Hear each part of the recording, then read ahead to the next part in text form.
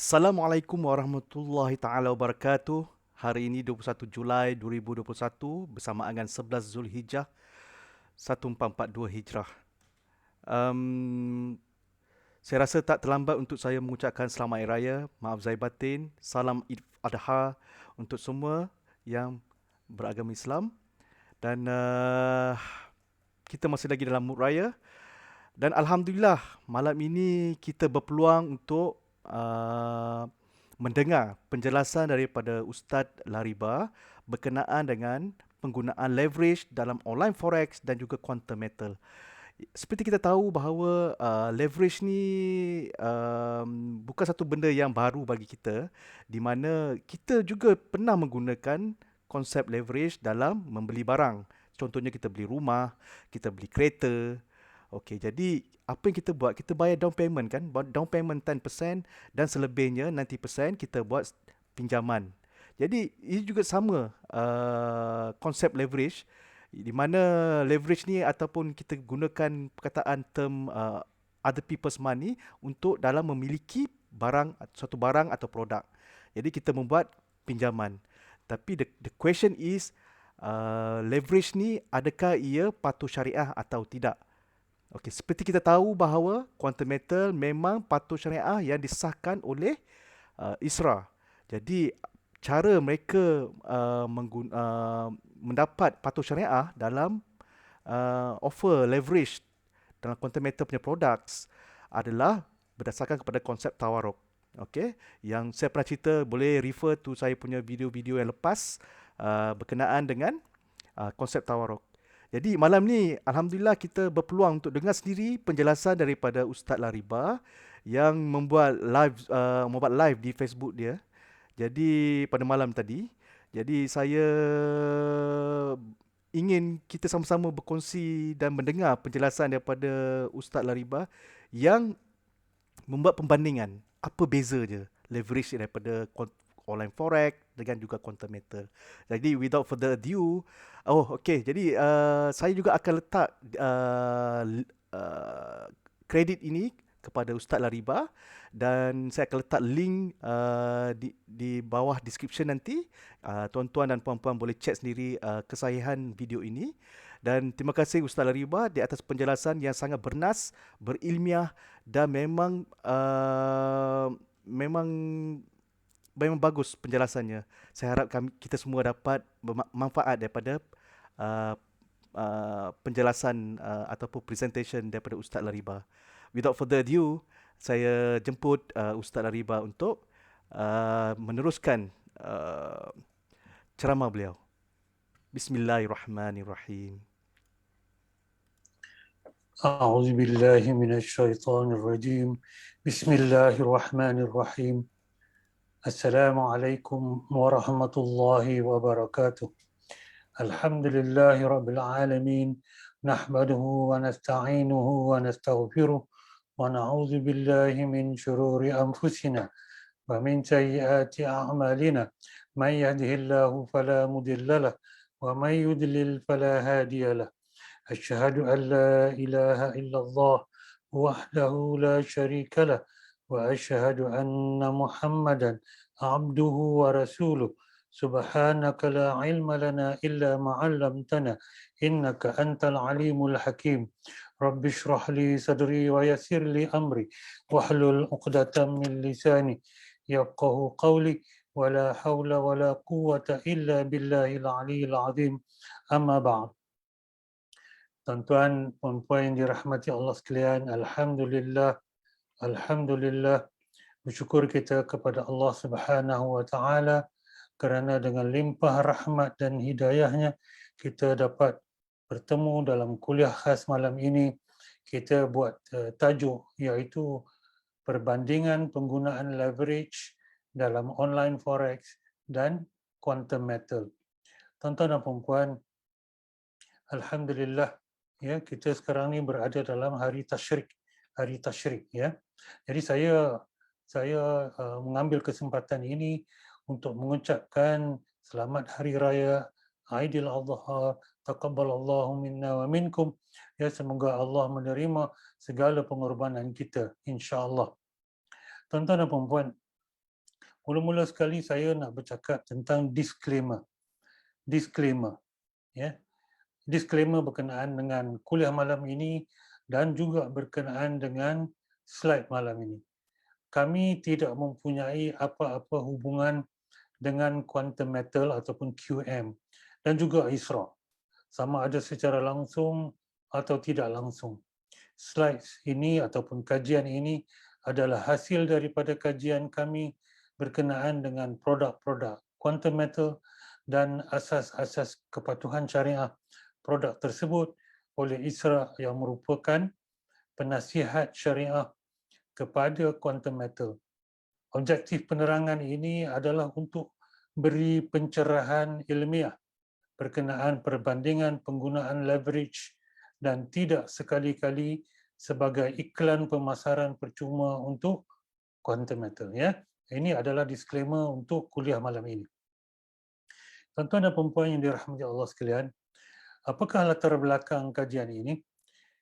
Antara sebab utama online forex trading haram ialah kerana penggunaan leverage, ya, penggunaan leverage. Pinjaman yang diberikan sebagai leverage menjadi paksi. Paksi maksudnya adalah salah satu perkara yang utama, ya, dalam online forex. Produk quantum metal iaitu gold leverage account atau GLA menggunakan leverage untuk meningkatkan kadar simpanan emas pelanggan dengan lebih cepat. Dan GLA telah disahkan patuh syariah oleh ISRA. Terdapat ahli online forex haram mendakwa oleh kerana antara sebab utama online forex trading haram adalah kerana penggunaan leverage, maka GLA yang juga menggunakan leverage sepatutnya tidak patuh syariah juga. Itu dakwaan mereka. Ya. Jadi kajian hari ini atau kuliah malam ini secara ringkas akan mengupas dan menjawab dakwaan tersebut dengan mengkaji GLA dan asas pematuhan syariah oleh ISRA. Ya. Bahawa kita telah tahu, bahawa kita telah maklum bahawa antara sebab utama, ya, online forex menjadi haram adalah sebab leverage, ya, sebab leverage. Maka adakah sebab GLA menggunakan leverage juga sepatutnya ia haram dan tidak patut ia patuh syariah? Maka kita akan menjawab soalan itu malam ini. Baik, tuan-tuan dan puan-puan, kita kupas sedikit sebanyak apa itu leverage. Apa itu leverage? Ya, apa itu maksud leverage? Dalam bahasa Inggerisnya, the action of a lever or the mechanical advantage, ya, gained by it. Ya, dalam bahasa Melayu kita sebut tindakan tuas atau kelebihan mechanical yang diperolehi olehnya, oleh tuas. Contohnya tuan-tuan, semasa kecil ataupun orang tua tu pernah main macam ni, ya, pernah main duduk atas papan ni, seorang duduk sebelah sini, seorang duduk sebelah sini. Apabila tuas ini adalah tuas ataupun lever, orang panggil lever. Kalau lever ini berada di tengah-tengah, jadi kalau seorang itu adalah berat, ya, seorang itu adalah ringan, ya, maka, ya, papan ini akan menurun. Tetapi jika kita menggunakan lever ini dengan cara yang baik, kita tolak dia lagi dekat dengan orang yang berat ini, maka orang yang ringan itu akan juga turun. Ya, itu adalah penggunaan tuas ataupun leverage.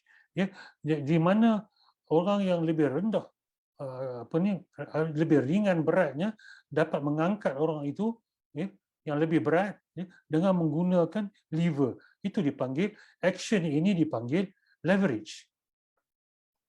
Dan leverage juga bermaksud the use of credit to enhance one's speculative capacity. Ya, leverage bermaksud dalam kewangan the use of credit to enhance one's speculative capacity. Apa maksudnya dalam bahasa Melayu?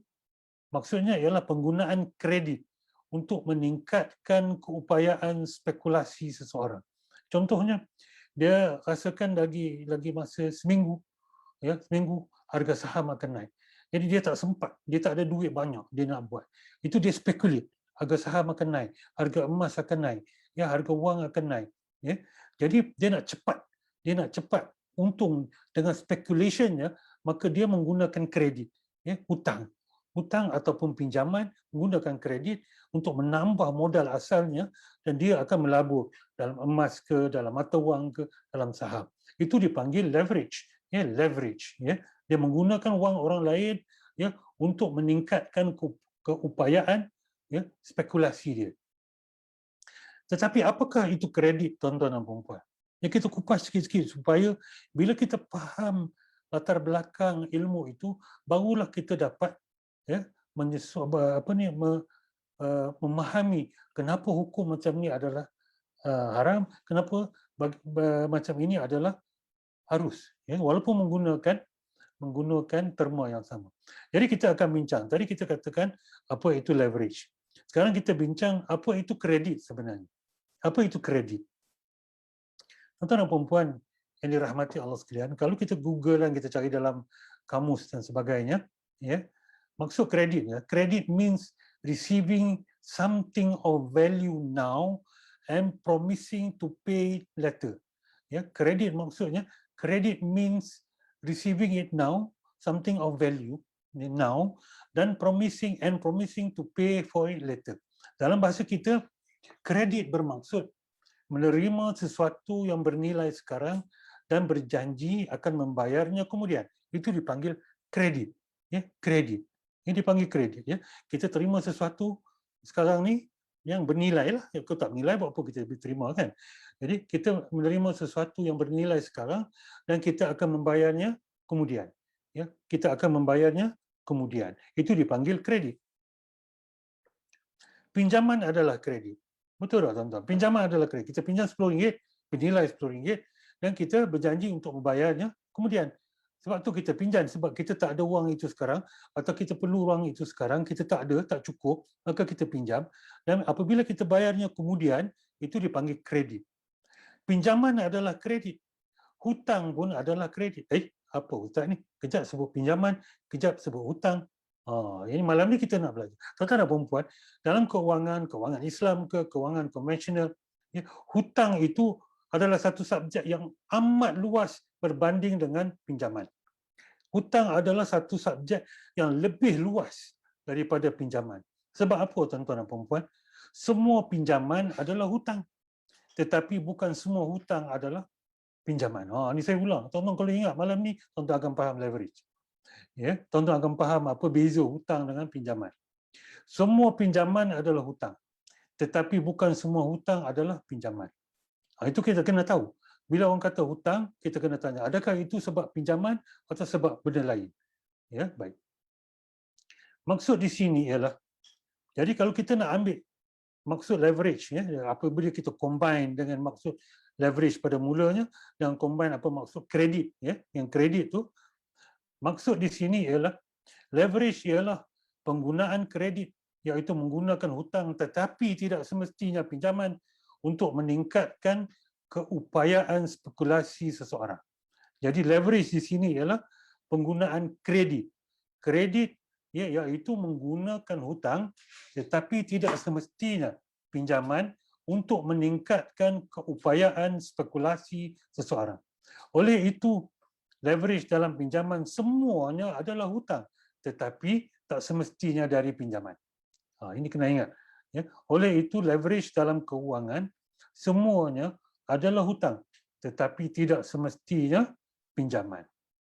Baik, tuan-tuan dan puan-puan yang dirahmati Allah sekalian, ingat ya, ingat tuan-tuan dan puan-puan. Semua pinjaman adalah hutang. Kita pinjam duit adalah hutang. Tapi bukan semua hutang adalah pinjaman. Apa Ustaz ni cakap 2-3 kali. Saya nak bagi tuan-tuan dan puan-puan ingat je. Bila tuan-tuan dan puan-puan ingat yang ni, mudah kita nak kupas info-info atau maklumat selanjutnya. Baik, saya bagi contoh. Contoh yang pertama. Ya. Contoh yang pertama. Apabila kita meminjam wang RM1,000 daripada seseorang, itu adalah pinjaman dan juga hutang. Betul tak? Ia adalah pinjaman RM1,000 dan juga ia adalah hutang RM1,000. Dan dia perlu akur dengan bai asrah. Bai asrah maksudnya tak boleh bayar lebih dan sebagainya. Ya, baik. Yang tu adalah pinjaman dan hutang. Apabila kita pinjam RM1,000, itu adalah pinjaman dan juga hutang. Kita pinjam RM1,000, kita hutang RM1,000. Contoh yang kedua pula. Apabila kita beli iPhone RM4,000, iPhone ni kira telefon premium lah, ya, telefon luxury. Dan kita bayar kepada penjual RM500 sebulan, ya, selama 8 bulan. Itu bukan pinjaman. Tetapi itu adalah hutang. Faham ya tuan-tuan? Kita tak pinjam duit pun RM4,000. Tidak, kita tak pinjam. Kita tak pinjam duit. Ya. Tapi kita bayar ansuran tiap-tiap bulan, itu adalah hutang. Jadi di sini ialah ia adalah hutang. Yang contoh yang kedua ini. Contoh yang kedua, apabila kita bayar RM500 sebulan selama 8 bulan, ia adalah hutang, tapi ia bukan pinjaman. Ya, baik. Kenapa durian ni pula? Baik. Contoh yang ketiga. Contoh yang kedua, dia hutang apa? Dia hutang duit. Dia hutang duit tapi bukan pinjaman. Contoh yang ketiga saya bagi. Kita bayar penuh RM500 untuk beli durian, ya, daripada penjual durian. RM500 dia nak beli Musang King, D24, udang merah, IOI, segala-gala RM500. Tetapi durian akan dapat besok. Penjual durian kata, saya akan hantar besok. Maka penjual durian itu berhutang durian bernilai RM500. Tetapi bukan pinjaman. Faham ya tuan-tuan? Dia penjual durian hutang dengan kita, tapi dia bukan pinjaman. Baik, contoh yang pertama ialah pinjam. Pinjam duit dan juga hutang. Contoh yang kedua, hutang duit. Betul tak? Hutang duit bukan pinjaman. Contoh yang ketiga, hutang benda, hutang darian, bukan pinjaman. Jadi maksudnya, pinjaman adalah hutang, hutang tidak semestinya pinjaman. Dan hutang itu adalah lebih besar maknanya daripada pinjaman. Faham ya tuan-tuan? Baik. Kita sambung. Tuan-tuan dan puan yang dirahmati Allah sekalian, ingat ini betul-betul mengenai leverage. Leverage ialah penggunaan kredit, ya, kredit untuk meningkatkan keupayaan spekulasi seseorang. Maka majoriti leverage adalah pinjaman. Tetapi ada leverage yang berupa hutang sahaja. Apa hutang juga? Leverage kan orang cakap semua hutang, semua pinjaman. Bukan, tuan-tuan. Ada sedikit avenue leverage berupa hutang sahaja, dia bukan pinjaman. Yang leverage yang ada masalah dalam online forex sekarang ini ialah sebab leverage merupakan pinjaman dan juga hutang. Ya, baik. Tuan-tuan dan puan yang dirahmati Allah sekalian, maaf ya. Contoh, nisbah leverage adalah 1/10. Maksudnya jika kita labur RM100, kita akan diberi hutang pinjaman 10 kali ganda di atas pelaburan asal kita. Maka kita akan diberikan RM100 kali dengan leverage kita RM10, ya, tolak deposit asal ataupun margin orang panggil, jadi RM900. Maka kita mempunyai keupayaan RM1,000 untuk melabur. Mula-mula kita ada RM100 untuk melabur. Sekarang kita ada 10 kali ganda oleh sebab leverage, maka kita ada RM1,000 untuk melabur. Lagi besar pelaburan dan kita punya potensi. Oleh itu, keupayaan melabur dan capai untung telah ditingkatkan 10 kali ganda.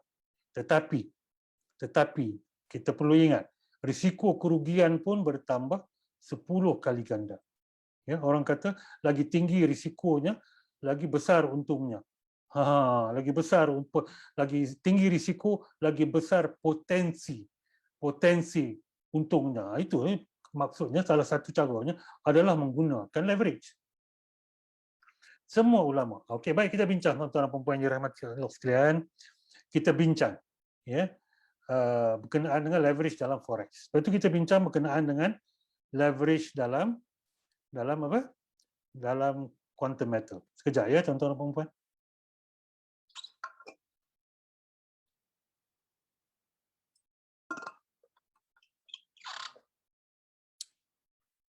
Baik, kita sambung. Tuan-tuan dan puan-puan yang dirahmati Allah sekalian, apa itu leverage dalam forex? Semua ulama muamalat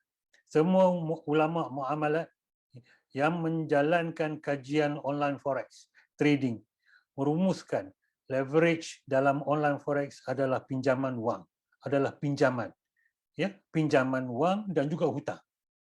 Malah laman web terkenal, ya, online forex haram sahkan leverage itu adalah pinjaman. Kata macam mana pun lah traders, maaf ya, traders memang pinjaman pun, cakaplah facility ke facilitat ke mutuality ke mutualitat ke, ya tetap pinjaman. Ya, facility itu ialah produknya, ya. Yang realitinya ialah dia menggunakan kontrak ataupun akad pinjaman. Ya, baik. Tuan-tuan tengok, tuan-tuan dan puan-puan. Dalam laman web yang famous Forex Malaysia, dalam tajuk apa itu leverage dalam forex, ya, dia sebut sekarang banyak broker memudahkan dagangan untuk pelanggan, ya, mereka dengan menawarkan saiz dagangan yang lebih jauh lebih besar daripada modal sebenar mereka. Pada asasnya pedagang-pedagang meminjam wang. Itu dia, meminjam wang. Dia sebut di situ, meminjam wang, pinjam wang. Mana dia fasilitinya? Tak ada pun. Pinjam wang, tuan-tuan dan puan-puan. Baik. Contoh yang lain, dalam FX Empire punya laman web, dia menyebut, when you trade in the forex market, you borrow capital to place a trade. The broker will lend you capital. Borrow, pinjam capital, pinjam modal. Your broker will lend you capital. Broker kamu akan meminjamkan kamu modal. Pinjaman, tuan-tuan dan puan-puan. Dia tak kata guarantee apa, tak ada. Dia tak cakap pun. Ya, baik. Kita tengok pula apa ni dalam laman web intraday, ya, intraday. Dalam tajuk apa itu leverage dalam forex. Ya. Maksud leverage. Leverage adalah pinjaman. Itu dia. Pinjaman juga hutang, tapi ini adalah pinjaman daripada pihak broker kepada trader untuk memulakan perniagaan dalam forex. Mereka yang kata sendiri pinjaman, dan memang betul pun pinjaman. Ulama dah buat kajian, ini memang pinjaman pun. Ya. Dan like forex, laman web like forex. What is leverage in trading? Ultimate guide to beginners. Ya. Leverage is the kind of interest-free loan provided by a broker. Loan, interest-free loan, pinjaman. Ya. Empat laman web yang famous untuk online forex trading haram ini mengatakan leverage adalah pinjaman. Memang tidak dapat dinafikan lagi. Ya, leverage adalah pinjaman. Ulama pun mengatakan ini pinjaman, orang-orang yang pandai forex haram pun mengatakan ia pinjaman. Jadi leverage yang berupa pinjaman dalam online forex tidak diserahkan secara sah kepada trader dan tidak dimasukkan ke dalam akaun mereka. Yang masalah besar, ya, tuan-tuan dan puan-puan, berkenaan dengan leverage dalam online forex haram ini, ialah apabila mereka dapat leverage itu tidak diserahkan kepada mereka. Bukan serah secara, ya, wang tunai macam tu. Tak dimasukkan dalam akaun mereka. Akaun bank mereka tak diserah pun. Tak dapat pun. Maka traders trade forex dengan wang yang tidak dimiliki sebab tidak diserahkan dengan sempurna. Yang ni, ya, masalah besar dalam leverage dalam forex haram ini ialah sebab macam inilah, sebab inilah. Ya, katalah macam mana pun itulah kajiannya. Baik, tuan-tuan dan puan-puan. Jadi masalah besar dalam online forex trading ialah pembelian wang secara kredit. Leverage melibatkan pinjaman, pinjaman. Ya, sejumlah wang yang diperlukan untuk tujuan pelaburan. Dalam kes forex, kebiasaannya wang tersebut dipinjamkan oleh platform Al-Majma' Al-Fiqh Al-Islami, Rabitah Al-Alam Al-Islami, yakni ulama seluruh dunia. Ya.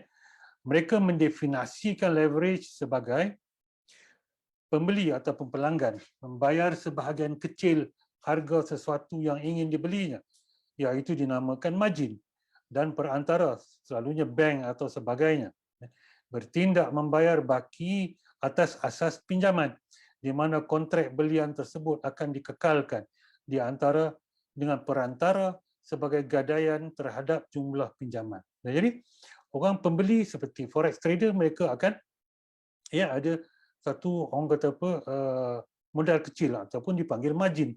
Jadi bank ataupun platform mereka akan bagi, ya, pinjaman ke atas itu mengikut kadar leverage, ya, ataupun leverage ratio. Ya. Baik. Urusan antara pelabur dan broker adalah secara kredit, iaitu pinjaman, bertentangan dengan nas-nas sahih. Ya. Fuqaha dari Hanafiyah, Malikiyah, Syafi'iyah dan Hanabilah, semua mazhab umumnya sepakat melarang transaksi saf. Saf yang melibatkan apa? Bai' as-sarf, yang melibatkan barang-barang ribawi seperti emas, perak dan wang dilakukan secara tafadul. Tafadul atau nasa, iaitu secara tangguh. Hadis riwayat Abi Sa'id Al-Qudri bahwasanya Rasulullah SAW bersabda, maksudnya, jangan kamu jual emas dengan emas secara sama kuantiti. Jangan kamu lebihkan antaranya. Jangan kamu jual perak dengan perak kecuali sama kuantitinya. Jangan kamu lebihkan antaranya. Jangan kamu menjual darinya sesuatu yang tiada dengan sesuatu yang sudah ada. Maksudnya benda itu tak dapat kepada trader, tapi mereka jual sesuatu yang tiada. Itu dilarang oleh Rasulullah SAW. Imam Sahnun meriwayatkan, artinya, aku berkata, apa pandangan kamu jika aku memerlukan 100 dinar, ya, dengan 2,000 dirham, ya, maksudnya dia ada 100 dinar, dia nak tukar menjadi 2,000 dirham, ya, iaitu setiap dinar bersamaan dengan 20 dirham, ya. Setiap dinar bersamaan dengan 20 dirham. Dia nak tukar 1 dinar dengan 20 dirham sebanyak 100 dinar. Maka aku mengambil kabat, iaitu pemilikan atau penyerahan 1,000 dirham, ya, dan aku berikan 50 dinar sahaja. Kemudian kami berpisah. Adakah batal al-saraf keseluruhannya atau harus terhadap bahagian dinar yang dibayar secara lani? Maksudnya dia nak tukar 100 dinar. Kontraknya nak tukar 100 dinar dengan 2,000 dirham. Tapi dia nak bayar 50 dinar dulu dan dia nak ambil berapa, tuan-tuan? Dia nak ambil berapa? 1,000 dirham dulu. Telah berkata Imam Malik, batal keseluruhan kontrak tersebut, ya, dan tidak harus kepadanya bahagian 50 dinar yang tunai tersebut. Jadi kalau kontrak 100 dengan 2,000 dinar, 100 dinar dengan 2,000 dinar, kena tukar on the spot. Tak boleh bertangguh kalau kontraknya besar. Tapi kalau dia buat 50 dinar dengan 1,000 dirham dulu, dia buat yang tu, boleh. Ya, boleh. Jadi tak boleh buat sekerat-sekerat. Sama juga dengan online forex, di mana mereka mengambil sebagai pinjaman. Itu bukan hak mereka, tidak diserahkan kepada mereka. Ya, baik. Para fuqaha sepakat bahawa kredit dengan pinjaman leverage, ya, sama ada secara keseluruhan atau separuh, tidak boleh diberikan dalam pembelian mata wang. Resolusi Accounting dan Auditing Organisation for Islamic Finance Institution ataupun AUFI yang beribu pejabat di Bahrain, ya, satu organisasi antarabangsa, dalam Syariah Standard nombor 1 menyatakan antara bentuk yang tidak diizinkan adalah pelanggan institusi yang memasuki perdagangan mata wang dengan jumlah wang melebihi jumlah wang yang dimilikinya. Dia ada wang sikit, yang lain semua dia pinjam. Itu maksud tak dimiliki. Dia pinjam tapi tak diserahkan kepadanya. Sebab itu wang yang bukan dimiliki. Dengan menggunakan kemudahan kredit yang diberikan oleh institusi yang mengendalikan perdagangan mata wang sehingga memungkinkan pelanggan untuk melakukan urus niaga dengan jumlah yang melebihi dari yang dia akan dapat membayarnya. Jadi dia guna duit pinjam yang tidak diserahkan kepadanya, yang bukan dimiliki untuk trade. Ya, jadi adalah yang tidak diizinkan, ya, seperti resolusi ataupun fatwa AUFI. Kemudian AUFI mengatakan institusi tidak dibenarkan meminjamkan sejumlah wang kepada pelanggan dengan syarat bahawa urus niaga mata wang mesti dilakukan dengan institusi tersebut dan bukan dengan yang lain. Baik. Dalam resolusi AUFI ini ada dua bahagian. Yang pertama, yang atas tadi, yang 2.12.1 itu mengatakan tak boleh kita gunakan wang pinjam yang tidak kita miliki, yang bukan diserahkan kepada kita untuk kita buat perdagangan mata wang. Itu masalahnya yang nombor 1. Masalah yang nombor 2 ialah, ya, kita apabila untuk pinjamkan duit kepada kita, ya, kita dimestikan untuk berniaga, berusaha niaga dengan dia. Ya, kita diwajibkan buat akad jual beli dengan dia. Itu dah jadi apa tuan-tuan? Bai wasalaf yang dilarang oleh Nabi sallallahu alaihi wasallam. Nabi sallallahu alaihi wasallam melarang jual beli dengan pinjaman dalam satu akad. Yang ini terjadi dengan perdagangan online forex Arab. Ya. Oh, tuan-tuan dan puan-puan. Ya, faham ya? Ada dua masalah besar. Tuan-tuan dan puan-puan, Aufi ni ulama-ulamanya, ramai ulama-ulama yang muktabar, mereka tidak dibayar gaji langsung. Ya, mereka keluarkan fatwa, mereka tidak dibayar gaji, mereka tak makan gaji pun. Nah, cuma kalau nak pergi mesyuarat, ada orang Malaysia juga yang menjadi ulama di sana. Ya, nak pergi mesyuarat dari Malaysia ke Bahrain, mereka dibayar wang apa? Wang perjalanan, wang tinggal. Mereka tak bergaji, tuan-tuan. Fatwa ni orang keluar ni, mereka tak bergaji. Faham ya? Faham. Baik. Baik. Dalam isu leverage, broker bukan sahaja mensyaratkan melakukan trading dengan pinjaman tersebut, malah akad pinjaman dan akad jual beli mata wang berlaku secara sekaligus. Ini saya buat penerangan sedikit. Dua akad disekalikan dan tidak dipisahkan. Dalam fiqh, meletakkan syarat akad jual beli di dalam akad pinjaman adalah tidak dibenarkan. Ia dikenali dengan pemaslahan bai wassalaf, iaitu jual beli berserta dengan pinjaman. Ini akan mengakibatkan riba, dan riba itu adalah dosa besar sebab dalam itu ada pinjaman, lepas tu ada jual beli, maka mengambil manfaat daripada pinjaman. Manfaat dia apa? Manfaat jual beli. Bila ada jual beli, mestilah ada orang ada untung. Itu adalah manfaat kepada pinjaman. Sebab itu ia diharamkan. Sebab ia riba. Haramnya disepakati secara ijma'. Tak ada khilaf oleh seluruh dunia. Tak ada khilaf perkataannya. Dalam hal isu ini tidak ada khilaf. Al-Kharafi menyebut, dan dengan ijma' umat bahawa diharuskan jual beli dan pinjaman secara berasingan. Ijma'. Dan haram kedua-duanya secara bersekali, kerana itu adalah laluan riba. Riba itu dosa besar yang kita boleh kekal dalam neraka, tuan-tuan dan puan-puan. Ya, na'udzubillah min zalik. Bila diwajibkan trade dengan broker, diwajibkan pula trade dengan broker. Masalah yang kedua. Ya, aku bagi duit pada kamu tapi kamu kena trade dengan aku. Ada unsur kullu jarra naf'an fahuwa riba. Ya, itu apa? Maksudnya setiap pinjaman yang mengambil manfaat bagi peminjam adalah riba. Itu dia. Riba double whammy, double jeopardy, ya. Ya, double whammy orang panggil. Tuan-tuan, jauhilah online forex haram. Baik. Ada pula traders dalam online forex haram mendakwa, jika leverage adalah pinjaman, mengapa mereka tak perlu bayar? Sebab mereka kata semua pinjaman yang kena bayar. Kami tak kena bayar pun. Kami buat leverage tapi kami tak bayar. Jadi bukan pinjaman lah. Sebab dia tak perlu bayar. Baik. Jawapannya macam ni, tuan-tuan dan puan-puan. Setiap transaksi online forex ada pairing masing-masing. Pair masing-masing. Leverage digunakan untuk transaksi beli, buy. Ia akan dipairkan jika berjaya dengan transaksi sell. Ia akan pair dengan transaksi sell, buy sell, dia akan pair kan. Ya. Maka akan terjadi set off ataupun dalam bahasa muamalatnya muqassah ataupun orang panggil square, ya, mereka square antara kedua-dua transaksi. Yang tinggal hanya net of position transaksi tersebut. Ya, maka tak perlu bayar leverage yang berupa pinjaman dengan online forex. Hanya contohnya, tuan-tuan ni, saya berhutang dengan A dan saya berhutang. Saya pinjam duit dia 1,000. Saya pinjam duit dia 1,000. Lepas tu dia pinjam duit saya, ya, 1,200. Dia pinjam pula 1,200. Kita kata tak apalah, kita squarekan position. Kita square. Jadi tak perlulah aku bayar 1,000 kat engkau kena bayar 1,200. Aku square. Aku set off.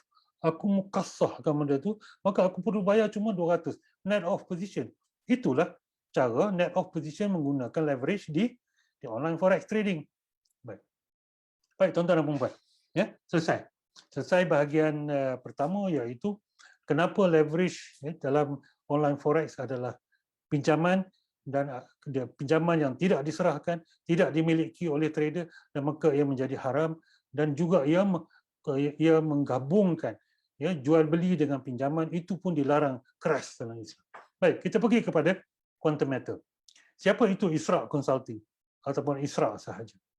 Isra' Consulting menawarkan perkhidmatan perimbingan ataupun consulting yang luas dan komprehensif dalam khidmat nasihat, penyelidikan, latihan dan terjemahan dalam bidang kewangan Islam dan syariah.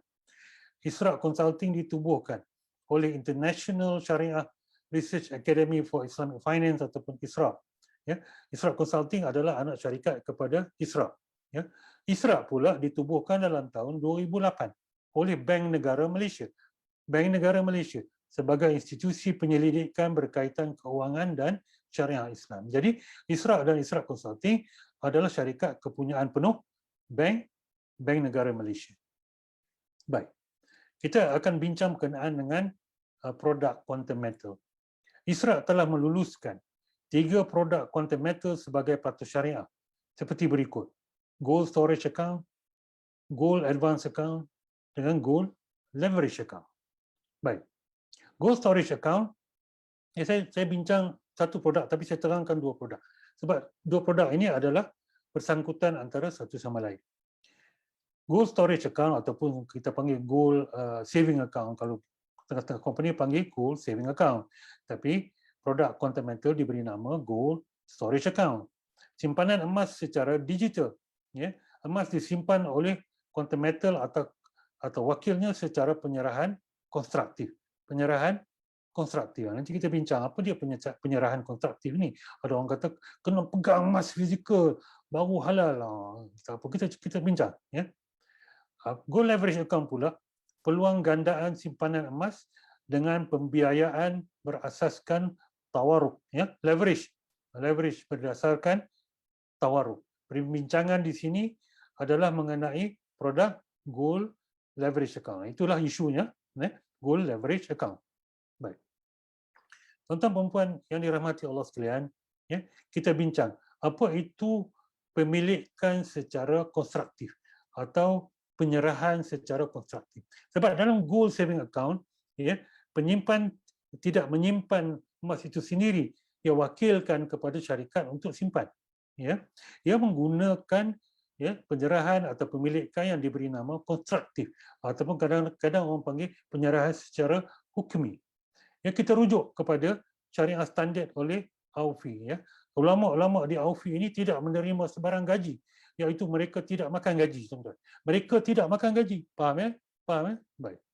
Jadi dalam AUFI punya syariah standard muka surat 60, 63 dan 64, tuan-tuan boleh rujuk, ya. Cari di sini. Ya. Dia mengatakan constructive possession is on equal footing with actual ataupun physical possession because the Sharia never prescribed a particular method for taking possession. Therefore, reference must be made to the prevailing custom ataupun urf. Ya, dalam bahasa Melayu punya, ya, pemilikan konstruktif adalah setaraf dengan pemilikan yang sebenarnya ataupun pemilikan secara fizikal. Kerana syariah tidak pernah menetapkan kaedah tertentu untuk pemilikan. Oleh itu, rujukan harus dibuat pada kebiasaan ataupun orang panggil uruf yang berlaku dalam masyarakat.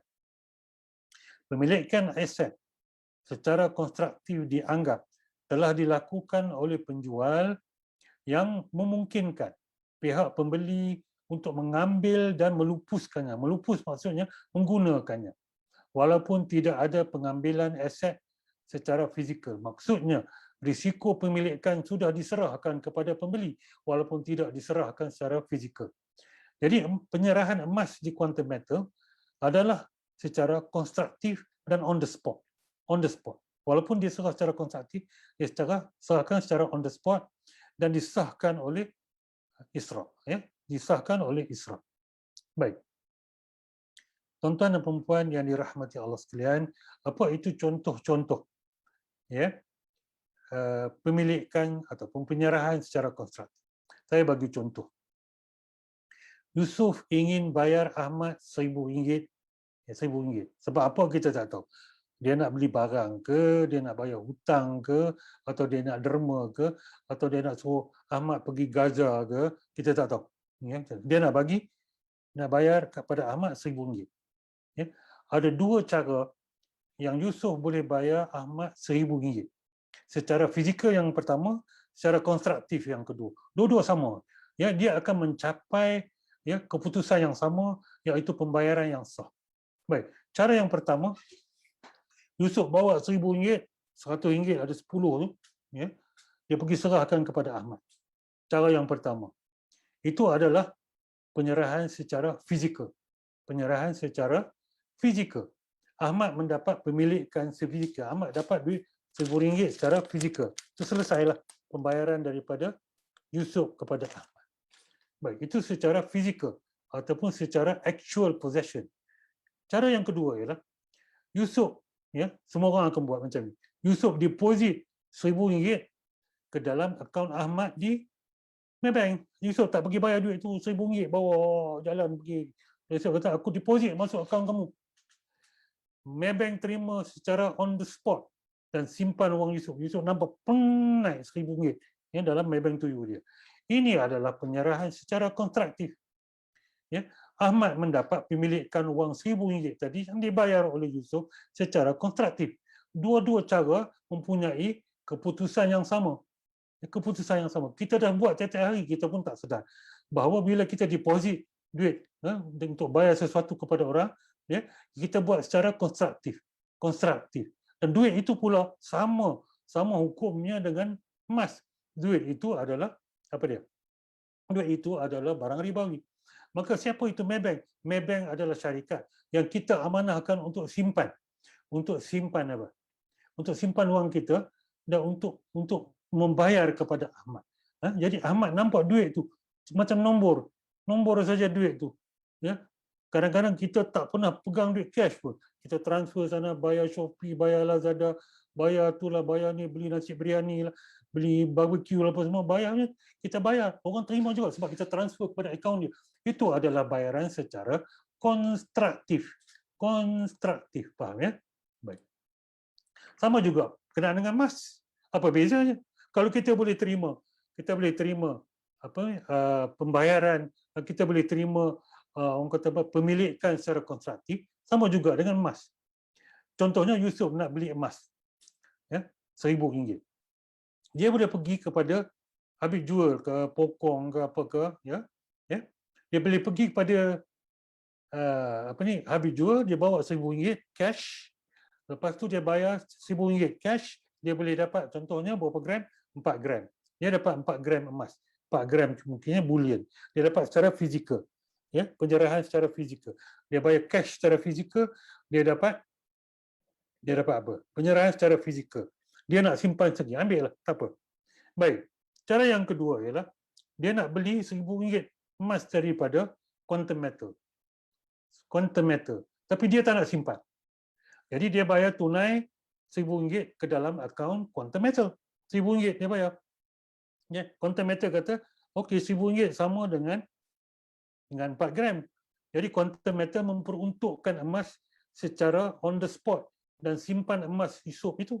Ya, Quantum Metal tidak akan menerima pembayaran itu kalau dia tak ada emas 4 gram.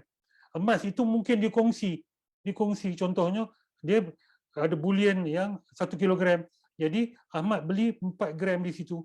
Ya, dia adalah pemilikan emas yang dikongsi yang dibenarkan oleh Islam mengikut fatwa daripada Aufi juga tadi. Jadi cara yang pertama dan cara yang kedua, cara yang pertama ialah penyerahan secara fizikal, cara yang kedua adalah penyerahan secara konstruktif dan kedua-duanya mempunyai result yang sama. Ya, Yusuf memiliki 4 gram. 4 gram ya, kalau dia beli direct daripada kedai ataupun 4 gram kalau dia beli daripada Quantum Metal, dia mempunyai 4 gram.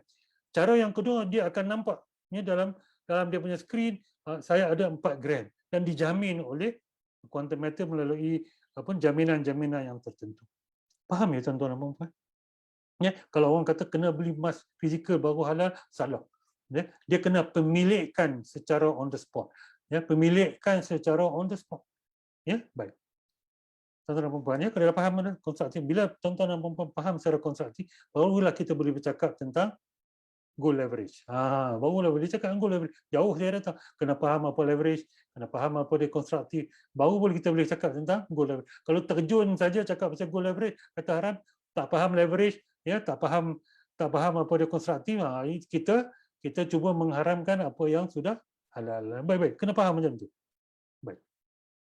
Tuan-tuan dan puan-puan yang dirahmati Allah sekalian, produk gold leverage account oleh quantum metal memberi peluang kepada pembeli emas untuk menambah simpanan emas dengan lebih pantas dengan menggunakan fasiliti leverage. Kalau dalam online forex haram, ya, mereka menggunakan leverage untuk membesarkan pelaburan, untuk mereka berdagang wang haram tu, ya. Baik. Jadi skim ini sesuai untuk pembeli emas yang ingin menambah simpanan emas dengan lebih pantas, tetapi tidak mempunyai dana sendiri, tak ada duit sendiri, tapi dia berkelayakan untuk mendapat fasiliti leverage. Jadi pembeli dalam akaun gold leverage account mesti memahami risiko gold leverage account. Sama juga dengan online forex haram tu. Mereka ada risiko untung besar dan risiko rugi besar sebab menggunakan leverage. Ya, besar, ya. Dengan menggunakan leverage, mereka boleh untung cepat, mereka boleh rugi cepat, dan emas mereka boleh dijual secara paksa oleh quantum metal. Kita akan bincang sikit-sikit. Dan mungkin dealer-dealer quantum metal yang orang kata apa, yang mempromosi, mereka lupa nak cerita semua ni. Mereka cerita yang nombor satu saja. Mereka boleh ada cerita pelanggan boleh untung cepat je. Rugi cepat mereka tak cerita. Mereka tak rugi cepat, tapi tak jual, kau tak jual, tak rugilah. Rugi juga. Ya, rugi juga. Rugi on paper pun rugi juga. Dia tak cerita juga macam mana quantum metal boleh for sale. Malam ni saya cerita.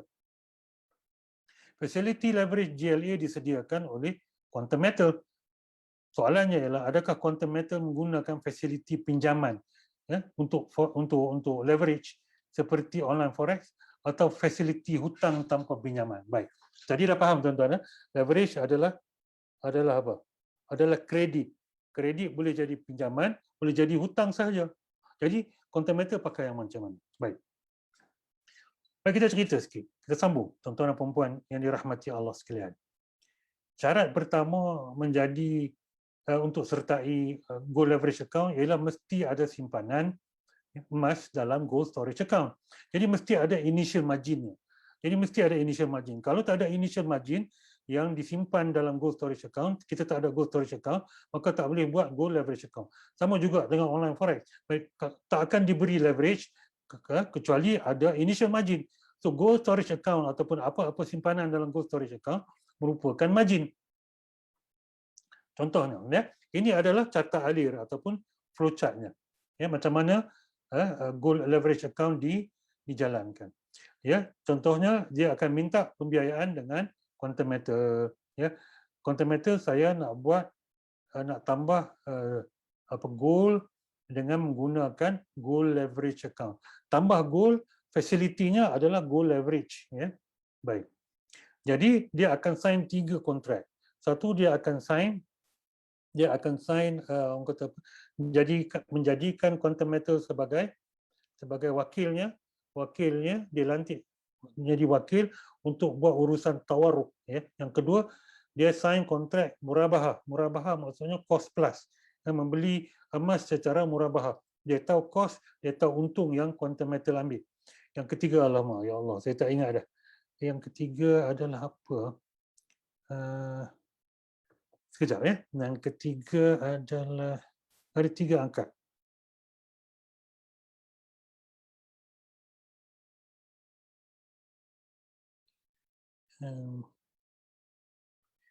Yang ketiga, baik. Yang ketiga ialah wakalah. Ya, wakalah yang melantik. Baik, saya ulang balik. Yang pertama ialah akad wakalah, iaitu melantik quantum metal sebagai ejen untuk buat pembiayaan secara tawaruk. Yang kedua ialah akad cagaran, ya, akad cagaran ataupun deed of charge, ya. Segala emas yang dibeli yang sedia ada di gold saving account akan dicagar sehingga pembiayaan itu dibayar. Yang ketiga ialah akad murabahah. Murabahah iaitu, ya, akad di mana mereka beli emas daripada quantum metal. Dengan akad murabahah kita tahu harga asal dan campur spread. Sebab tu ada murabahahnya, ya, murabahah. So ada 3 akad dalam tu. Ya, 3 akad ini adalah kontrak berlainan. Kontrak berlainan dan bukan condition to each other. Kemudian Quantum sebagai wakil kepada pelanggan, dia akan beli komoditi di Bursa Suq Al-Sila dan kemudian jual kepada pelanggan. Ya. Harga belian dan keuntungan. Jadi harga belian dan keuntungan. Itulah kontrak murabahah secara tertangguh. Maksudnya bayar secara hutang. Secara hutang. Ya. Pelanggan jual komoditi kepada peniaga komoditi. Bukan jual kepada komoditi yang penjual komoditi yang sama. Tak boleh sama. Dalam tawaruk dia tak boleh sama. Kalau sama jadi bayinah yang menjadikan riba. Ya. Dia beli daripada penjual komoditi, ya, dan jual kepada pembeli komoditi yang berlainan. Jadi melalui quantum metal dengan harga belian. Ya, kemudian quantum metal sebagai ejen guna harga belian itu untuk beli emas. Ya, emas dibeli secara on the spot. Bila dah dapat pembiayaan itu, quantum metal sebagai wakil kepada pelanggan akan beli emas itu on the spot dan akan simpan dalam gold leverage account. Ya. Kemudiannya emas yang ke semua emas tadi akan dicagar kepada quantum metal. Cagaran untuk pembiayaan kena bayar sampai habis. Jadi tuan-tuan dan puan-puan, ya, perlu diingatkan bahawa quantum metal adalah ahli kepada Bursa Suq Al-Sila di mana proses tawaruk dilakukan untuk realisasikan pembiayaan. Jadi quantum metal adalah ahli kepada Bursa Suq Al-Sila. Mereka buat tawaruk, ya, saya malas nak cerita detailnya sangat. Mereka buat tawaruk yang patut syariah, ya, di mana untuk merealisasikan pembiayaan kepada pelanggan. Di akhir proses tawaruk, pelanggan akan menanggung hutang yang digunakan untuk beli emas, ya, bukan tanggung pinjaman. Tak ada pinjaman wang di sini. Ya, ada berlaku jual beli dan difference ialah hutang kepada quantum metal. Ya, baik. Sebab dia buat transaksi jual beli, ya, transaksi jual beli komoditi, dan wang yang didapat daripada transaksi jual beli komoditi itu diberikan kepada quantum metal untuk membeli emas. Contoh, ya, contoh ini matematik. Kalau pening kepala sikit saya minta maaf. Contohnya, harga emas ialah 1 gram ialah RM100. Ini contoh saja tuan-tuan, ya. Ini contoh saja. Harga emas ialah RM100. 1 gram emas sudah ada dalam gold saving account pelanggan. Pelanggan ingin tambah 4 gram emas, ya, melalui gold leverage account. Ya, pelanggan tak ada duit nak beli 4 gram emas lagi, dia nak tambah 4 gram melalui facility gold leverage account. Jadi harga jualan emas 4 gram emas ialah 400 plus 3%. 3% itu adalah spread, untung kepada quantum metal. Itu dipanggil, ya, cost plus basis ataupun murabahah. Yang murabahah. Jadi RM412. Ini adalah harga 4 gram emas yang ditawarkan oleh quantum metal. Jadi quantum metal akan ambil kadar keuntungan 3.5% ataupun RM14.42. Maka pelanggan ini yang ingin membeli 4 gram emas melalui GLA, dia akan buat permohonan untuk pembiayaan RM426.42. Selepas dibuat pembiayaan itu, maka emas itu dicagar kepada quantum metal sehingga pelanggan habis bayar. Baik. Contohnya, yang mohon pembiayaan RM412. Ya, 400 campur 3% spread. Ya. Kemudian dia lantik QM, ya. Dilantik quantum metal untuk jual beli, ya, jual beli komoditi melalui tawaruk, ya. Kemudian, ya, quantum metal beli komoditi RM412 dan jual kepada pelanggan RM426.42. Yang tu yang campur dengan profit rate, ya, dan secara tertangguh. Ya. Pelanggan jual balik komoditi kepada peniaga komoditi yang lain melalui quantum metal dengan harga belian RM412. Ya. Quantum metal sebagai ejen guna harga belian untuk beli emas RM412 bersamaan dengan 4 gram emas dan disimpan di mana? Di gold saving account. Emas dibeli secara on the spot. Jadi pelanggan mendapat 5 gram emas, tetapi 5 gram emas ini dicagar kepada quantum metal. Ya. Cagaran 5% ini ialah untuk pembiayaan RM426.42 sehingga langsai. Tapi nilai emas yang disimpan ialah RM500, ya. Pembiayaan ialah RM426.42 sebab dia dah ada 1 gram. Baik. Gold leverage account. Jadi tapi quantum metal kalau mengikut ISRA, quantum metal boleh ataupun mungkin batalkan pembiayaan jika nilai emas yang digadai atau dicagar kepada quantum metal dalam gold leverage account ini jatuh di bawah 8% dibandingkan dengan harga belian London Metal Exchange.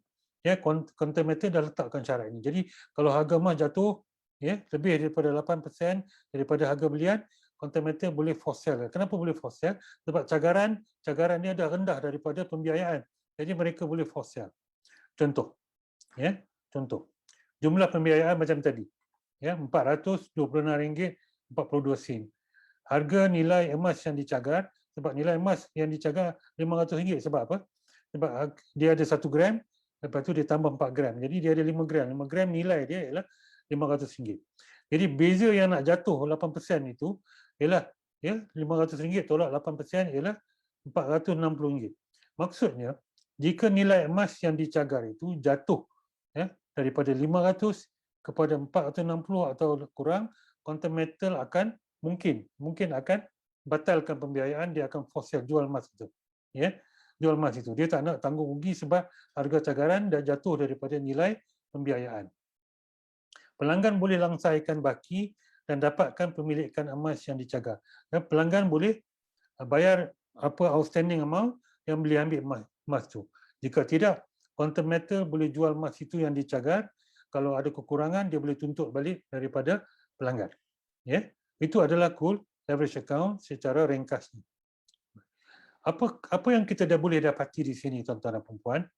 Tiada pinjaman wang dalam GLA. Tak ada pinjaman wang. Yang digunakan ialah hutang melalui pembiayaan daripada tawaruk, jual beli. Maka tak ada isu pinjaman riba, trade dengan pinjaman, trade dengan wang yang bukan pemilikan dan sebagainya. Penyerahan itu dipastikan dengan dokumen-dokumen di dalam proses dalam quantum metal. Kesemua emas adalah milik pelanggan. Kerana hutang digunakan untuk beli emas melalui GLA sepenuhnya. Kesemua emas dalam GLA tadi dicagarkan kepada quantum metal sehingga hutang habis dibayar. Boleh langsai. Kalau contohnya hutang tu selama ansuran setahun, kalau dia nak langsai 3 bulan, 6 bulan boleh. Dan boleh kemungkinan quantum metal boleh bagi rebate ataupun ibrah. Tetapi ibrah ini tidak boleh diletakkan dalam kontrak asal kerana tak boleh ada 2-3 harga dalam tu. Baik, yang tuan-tuan dan puan-puan kena ingat ni. Bila guna leverage, risiko naik turun harga emas macam ni. Jika dia ambil leverage 5 kali ganda, risiko rugi pun 5 kali ganda. Kalau dia ambil leverage 10 kali ganda, risiko rugi pun 10 kali ganda. Tetapi di sebaliknya, kalau dia ambil leverage 5 kali ganda, mungkin untung pun 5 kali ganda, dan mungkin kalau dia ambil leverage 10 kali ganda, untung pun mungkin 10 kali ganda. Jadi boleh ke sini, dia boleh ke sana. Ikut market movement ataupun mengikut kadar harga pasaran. Baik. Saya bagi ringkasan. Ini yang paling penting sekali hari ini, tuan-tuan dan puan-puan. Apakah ringkasan perbezaan leverage forex dan juga gold leverage account? Baik. Yang pertama, leverage dalam quantum metal gold leverage account merupakan pembiayaan berbentuk hutang. Hutang untuk membeli emas. Dan emas dibeli on the spot. Dia bukan pinjaman wang. Jadi leverage dalam quantum metal gold leverage account bukan pinjaman wang. Ia berbentuk hutang sahaja. Leverage online forex trading merupakan pinjaman wang. Pinjaman. Leverage dalam GLA diserahkan kepada pelanggan melalui wakil untuk beli emas. Kan dia sign akad wakalah, jadi dia wakilkan kepada quantum metal untuk buat tawaruk dan beli emas untuk dia. Jadi dalam leverage online forex trading haram, dia tidak pernah diserahkan kepada pelanggan. Ya, dia kata dia dapat leverage tapi tak pernah dimasuk dalam akaun pun, tak pernah diserah. Maksudnya trader tak pernah memiliki leverage itu. Leverage quantum metal pula, beli emas on the spot menggunakan wang pelanggan sendiri dari hutang. Manakala leverage online forex trading, trade forex jangan menggunakan wang yang dipinjam sebab apa? Tak pernah diserah. Tak pernah diserahkan kepada traders. Leverage dalam quantum metal, beli emas secara tunai, on the spot, secara konstruktif. Penyerahan adalah secara konstruktif. Leverage dalam online forex, ya, beli wang asing dengan tiada bukti secara tunai dan dapat tunai. Tak ada. Ya, leverage di quantum metal atau gold leverage account, patuh syariah, disahkan patuh syariah. Di online forex trading dah memang haram, dia tak patuh syariah. Ya, memang haram, banyak sangat haram dalam online forex trading. Leverage dalam gold leverage account patuh undang-undang, ya, tak perlu lesen apa-apa pun. Tapi ya, online forex trading tidak patuh undang-undang sebab semua tak ada lesen, ya, tak patuh undang-undang. Bila tak patuh undang-undang, tak patuh syariah. Ya, orang kata dalam Foreign Exchange Act, syarikat kerajaan, ya, mengatakan semua orang yang deal dengan forex mesti ada lesen. Mereka tak ambil lesen. Macam-macam lah alasan, cukai lah, apa semua. Ambil lesen ini supaya boleh dimonitor siapa-siapa, ya, yang menjadi trader kepada broker. Broker pun boleh dimonitor oleh kerajaan. Bukan saja sebab cukai. Tuan-tuan dan puan, cukai pun bagi balik kepada rakyat. Ya, dia nak monitor supaya mereka patuh kepada undang-undang, supaya apa-apa jadi, ya, apa-apa jadi boleh diselesaikan dengan baik, sama ada selesaikan dengan syarikat atau selesai di mahkamah. Kalau tuan-tuan dan puan deal dengan orang-orang yang tak ada lesen, jadi apa-apa, ya, kerajaan boleh saman tuan-tuan dan puan sendiri sebab deal dengan forex trader yang tak berlesen. Ya, dalam online forex trading, dalam quantum metal, leverage quantum metal juga, tuan-tuan dan puan, tiada riba, tiada gharar, tiada judi, tiada buy wassalaf, ya. Dalam online forex trading haram, ada riba, dosa besar, ada gharar, ada judi, ada buy wassalaf. Itu adalah perbezaan, tuan-tuan dan puan, antara leverage dalam gold leverage account dan leverage online forex trading haram. Ya, ini adalah summary-nya. Baik, tuan-tuan dan puan, akhir sekali saya ingin beritahu bahawa terdapat isu-isu dalam gold leverage account, terutama sekali dengan dealer-dealer. Dealer-dealer quantum metal patut ambil perhatian, tuan-tuan dan puan, supaya walaupun patuh syariah, dia tidak akan menjadi satu benda yang haram dengan cara marketing yang tidak betul.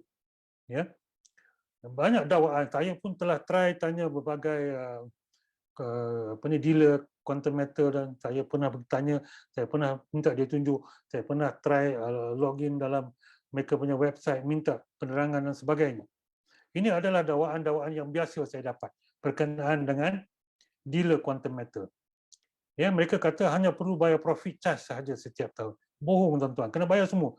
Saya dah confirm dengan Isra bahawa mereka kena bayar prinsipal dan juga untung. Mereka kena bayar semua, tuan-tuan. Kalau tidak, tak akan dapat. Ya. Dan mereka ada yang mendakwa emas dalam gold leverage account adalah pinjaman daripada quantum metal kepada pelanggan. Ini bohong. Ya. Duit daripada pembiayaan tawaruk digunakan untuk beli emas bagi pihak pelanggan. Maka itu bukan pinjaman sekali-kali. Ya. Kalau pinjaman, macam mana nak jual balik, ya, emas tu? Ya, yang pinjam tu dia orang tak pinjam emas. Ya, mereka tak pinjam. Dia orang beli menggunakan hutang daripada tawaruk. Dealer quantum metal sering bercerita tentang untung berganda. Jarang pula cerita rugi berganda jika harga emas turun. Oh, jangan risau emas turun. Nah, nanti dia naik balik. Oh, macam-macam. Tak pernah cerita pasal rugi. Boleh jadi isu janji untung. Ini baik-baik, tuan-tuan. Ya, plan pemasaran mungkin harus halal, tapi cara kita buat, mungkin kita buat cara yang haram. Contohnya, kita kata tak pernah dia rugi, dia akan selalu untung, kita janji untung, itu adalah haram. Janji untung adalah riba. Contoh untung daripada majoriti dealer kadang-kadang keterlaluan, ekstrim. Ya, mereka bagi contoh apabila harga emas naik 20%, naik 50%, tuan-tuan, tak ada lah naik macam tu, tuan-tuan. Dalam setahun pun, ya, mungkin dalam 10 tahun naik 50% ada. Ya. Ini boleh jadi tadlis. Tadlis ni apa? Maksudnya deception. deception kepada pelanggan. Tadlis ini adalah satu larangan dalam muamalat. Jarang pula terdapat dealer. Saya tak jumpa lagi dealer yang menceritakan berkenaan dengan jualan paksa quantum metal jika harga emas simpanan jatuh lebih daripada 8% daripada harga London Metal Exchange. Ada yang mendakwa quantum metal tak pernah dan tak akan buat macam. Dia ada cakap dengan saya. Ada juga dealer yang cakap, oh tak akan buat benda ni, tak ada. Ada memo keluar. Saya minta memo, tak ada pun. Ya, baik. Bahaya tuan-tuan. Jadi kalau kita punya syarikat, produk kita patuh syariah, cara kita jual pun mesti patuh syariah. Supaya dua-dua patuh syariah. Kalau produk patuh syariah, cara jual tak patuh syariah, kita pun berdosa juga. Jadi haram juga. Baik. Sijil pematuhan syariah Gold Leverage Account dan Gold Advance Account telah tamat minggu lepas. 14 Julai 2020. Jadi Isra' belum sahkan tarikh untuk keluarkan sijil pematuhan syariah baru. Baik, yang ini adalah isu lain tuan-tuan dan puan-puan. Baik. Jadi ringkasannya tuan-tuan dan puan-puan malam ini insya-Allah apa ringkasannya? Leverage merupakan fasiliti kredit yang diberikan dalam pelaburan untuk tingkatkan potensi pelaburan dengan cepat dan juga meningkatkan risiko juga, tuan-tuan. Meningkatkan risiko juga. Leverage adalah haram apabila ia distruktur sebagai pinjaman konvensional. Kalau dia distruktur sebagai pinjaman konvensional macam untuk online forex trading haram, maka ia adalah haram. Leverage juga adalah haram jika ia tidak diberikan kepada pelabur untuk melabur. Tak ada penyerahan. Bila tak ada penyerahan, maka pelabur ataupun trader dia trade dengan bukan duit dia. Dia trade dengan duit orang lain. Dan juga leverage adalah haram apabila leverage diberikan dan kemudian disyaratkan jual beli kepada syarikat yang memberikan leverage. Itu menjadi bai wassalaf yang haram. Jual beli dengan pinjaman dalam satu akad. Itu leverage adalah haram sebab ini. Leverage adalah harus ataupun halal apabila ia distruktur dengan pembiayaan yakni hutang yang patuh syariah seperti tawaruk yang disahkan oleh penasihat syariah. Ia merupakan hutang melalui pembiayaan, bukan sekali-kali pinjaman. Dan pembiayaan ataupun hutang itu diberikan hak milik kepada pelabur atau wakilnya untuk melabur dan sah penyerahan atau pemilikan walaupun secara konstruktif dan disahkan oleh penasihat syariah bertauliah, bukan disahkan oleh trader, bukan disahkan oleh broker, bukan disahkan oleh orang yang tak ada tauliah langsung. Dalam leverage jadi halal bila disahkan oleh penasihat syariah bertauliah, oleh orang-orang yang pakar muamalat. Tuan-tuan dan puan-puan, itu saja kuliah saya pada malam ini.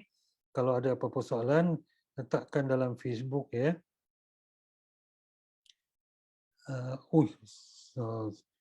banyak sangat ni.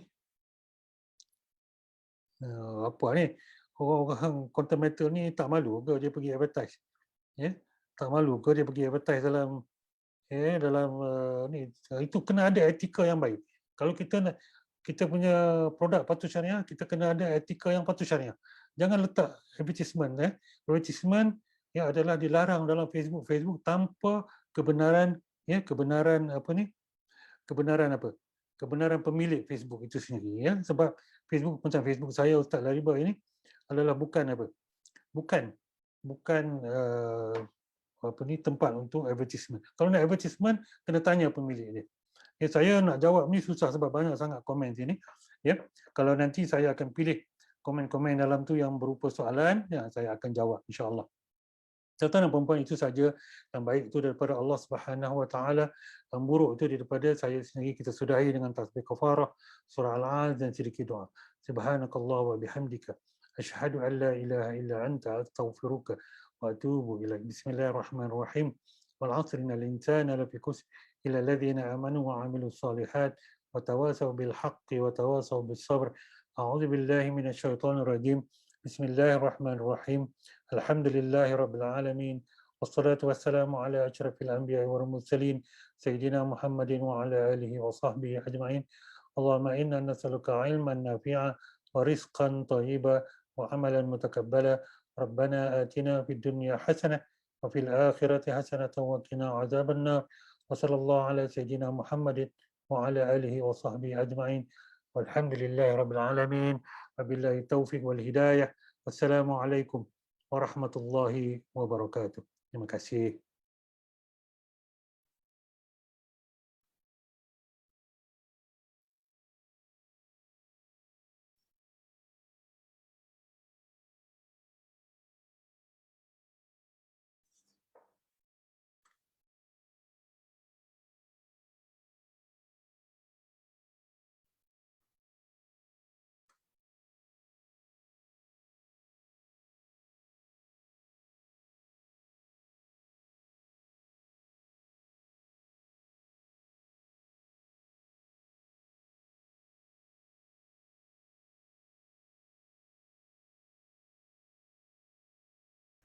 Okey, alhamdulillah. Ya, banyak benda yang dikupas oleh Ustaz Lariba berkenaan dengan quantum metal, sangat panjang lebar, sangat jelas, dan segala informasi yang diberikan sangat-sangat memberangsangkan, sangat-sangat bagus dalam membuat pembandingan penggunaan leverage dalam online forex dan juga quantum metal, yang ternyata quantum metal patuh syariah dari segi pemberian leverage, ya, dalam produk GLA, GSA dan GAA. Jadi alhamdulillah, menerusi perkupasan ini dapatlah kita simpulkan bahawa quantum metal ini sememangnya mematuhi syariah compliance yang ditentusahkan oleh ISRA di dalam negara, dan juga di peringkat antarabangsa disahkan oleh AUFI. Jadi Ustaz Lariba nampaknya memang sangat jelas tentang program ini dan mengupas setiap inci dalam program quantum meter ini. Saya rasa terima kasih Ustaz Lariba di atas perkongsian ini.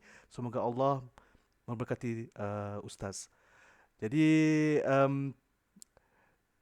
saya harap kita sama-sama mendapat manfaat dari presentasi Ustaz Riba pada malam ini. Jika ada soalan ataupun apa-apa komen, boleh letak di dalam ruangan komen. InsyaAllah saya boleh cuba jawab jika boleh. Kalau tak boleh, saya akan cuba cari jawapan untuk tuan-tuan dan puan-puan sekalian. Jadi saya sudahi dengan wabillahi taufiq wa hidayah. Assalamualaikum warahmatullahi taala wabarakatuh. Adios amigos. Bye-bye.